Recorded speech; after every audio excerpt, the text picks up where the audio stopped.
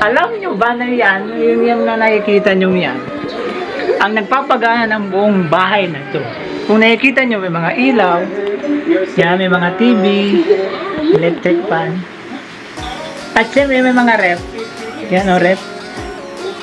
Solar yan mga kapatid, solar. Solar lang po, may mga battery pa siya dito. Yan, yan may mga BMS. Basta ipapakita ko sa inyo, magbibuild din na kasi ako niya. Yan ang ginugol natin sa ngayon para makatipid tayo sa kuryente at syempre para sa computer at mga ilaw, electric fan, diba, makatipid at maski pa paano makalibre ka na. 24 volts yan ang mga build ni Sir Alan. So siya yung mga patulong natin para mabuo natin yung 12 volts solar inverter natin. Pero tingnan mo naman yung solar inverter. Wala naman. 24 volts. One solar yan. True yung solar inverter. May GPT sila. Papakita ko sa inyo yung mga katulad din yan. Pero saka one solar din tayo yan. One solar, baka naman. Hindi naman battery oh. Magkano ba po yung binabayaran nyo sa kuryente? 2.6. Ngayong buwan. 2.6? Ano pong 2.6? 26 pesos. OMG! Hindi biro, 26 26 pesos talaga. Kasi nag-invest talaga siya dito sa solar. Kaya nakaka-inspire na mga ganito. Kaya yan ang tinatry natin mabuild. At i-vlog ko kasabay ng pagdating ng mga binubuo natin mga parts, katulad ng battery. Meron na ako doon 12 volts inverter na which is galing din sa kanya. Dati sa kanya yung 12 volts inverter nasa akin na. Tapos yung mga MPPT nandun sa bahay. So iniipon ko lang. I-vlog na natin. Kompleto. Isa-isay natin hanggang sa mabuo siya. Ay nako. Solar Philips. Dami ng kanyang nagastos na. Yan, mga ilaw at sa kuryente niya. Yan ang ulam niya. Oh, ibig sabihin lang, talagang sa una, mag-i-invest ka muna talaga.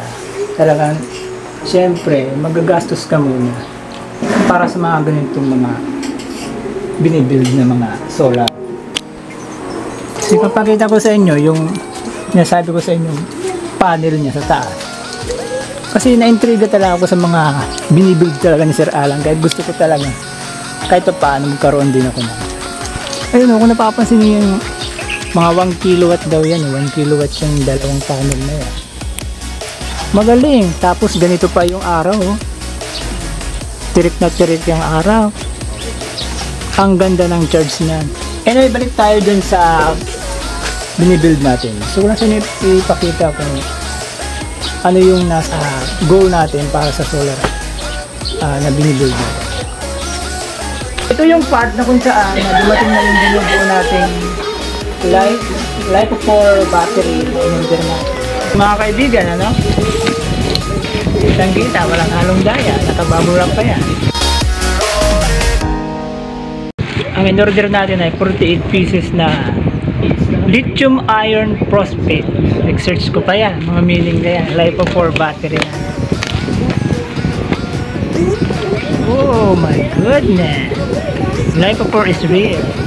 Bibilangin na natin po. 5, 10, 15, 20, 25, 35, 30, 35, 40, 45, 40 pieces. Correct?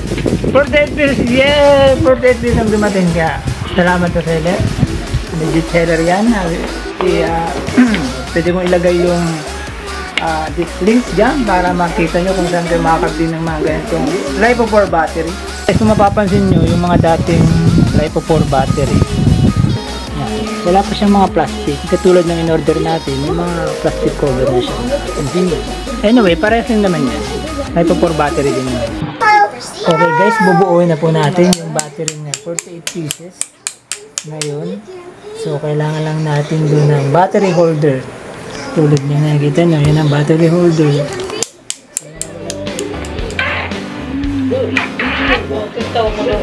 Ito palang battery ito ay 32650 LiFePOR battery B1. So, may mga iba't ibang klase dyan. May B2, may B3. Yung nabili natin, B1. Ito yung B1 at ito yung negative side niya. Ito mga ka-channel para sa dagdag kaalaman tips mula kay Boss Alan. So pag gagawa kayo ng tapping wire para sa mga battery nyo, yan, lagyan nyo na lang ng bilog, huwag nyo lagyan ng mga kanto kasi nakakasugat yan. Parang blade yan. Kaya kung mapapansin nyo, may paublong yan na ginunting yan sa siragan yan para hindi siya makasugat. Ito yung bolt and nut para sa 32650 na battery. So, yan ang ilalagay natin dyan. Yung nakikita nyo, lalagay natin yung lahat.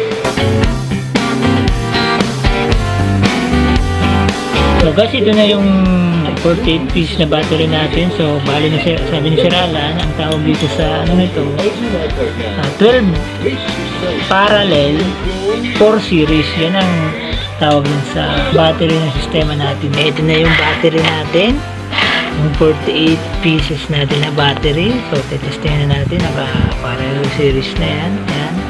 So meron ako ditong 12 volts na fluorescent LED. Testing natin mag-ilaw.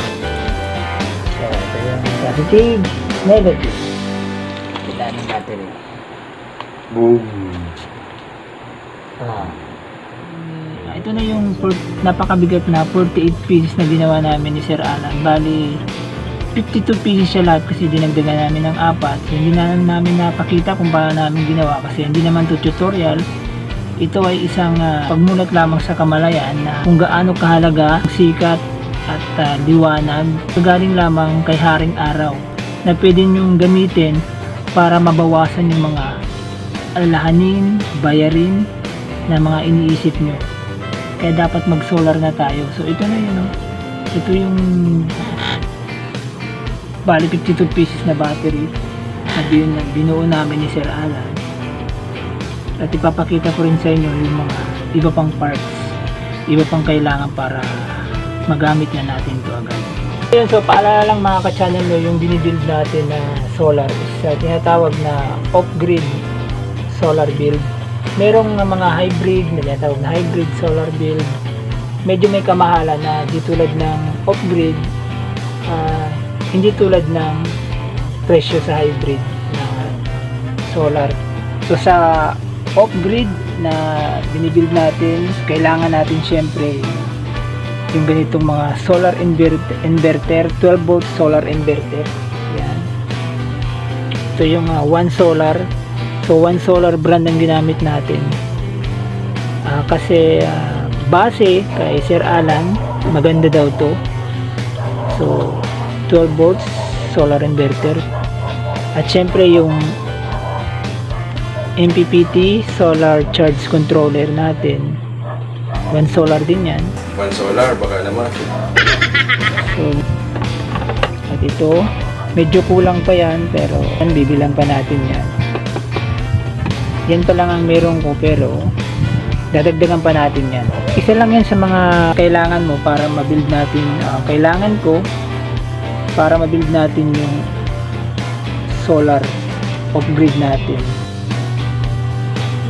So yung maganda dito mga ka-channel, lahat ng to, ito MPPT, inverter, sa mga fuse, hindi siya brand new.